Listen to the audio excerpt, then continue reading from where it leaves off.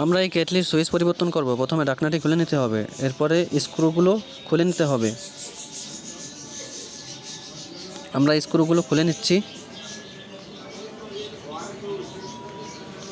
এরপর এই কভারটি খুলতে হবে, তারপর এই সুইচের নবটি খুলতে হবে, এরপর সুইচের স্ক্রুটি খুলতে হবে, তারপর সুইচের তার দুইটি খুলতে হবে। তার দুইটি আমরা খুলে নিলাম। এখন আমরা এই সুইচটি পরিবর্তন করব। আমরা আরেকটি সুইচ আনলাম, এই সুইচের সাথে তার দুইটি লাগিয়ে নিচ্ছি।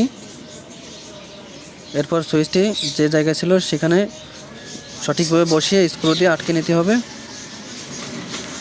এরপর এই প্লাস্টিকটি লাগাতে হবে যেভাবে ছিল সেইভাবে। এরপর সুইচের নবটি লাগাতে হবে, এরপর ঢাকনাটি লাগাতে হবে। দেখতে হবে সুইচটি ইজি কাজ করে কিনা। আমরা স্ক্রুগুলো আবার লাগিয়ে নিচ্ছি। আমরা সবগুলো স্ক্রু আবার যেভাবে ছিল সেভাবে আবার লাগিয়ে নিচ্ছি। এখন উপরের কভারটি লাগালাম। এখন আমরা পানি দিচ্ছি। এখন আমরা লাইন দিয়ে দেখব জগে কাজ করে কিনা। দেখেন লাইন চলে এসেছে এবং কিছু সময় পর পানি গরম হওয়ার পরে এই সুইচটি অটোমেটিক বন্ধ হয়ে যাচ্ছে।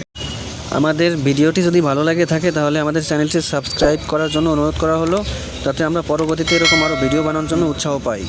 ধন্যবাদ ভিডিওটি দেখার জন্য।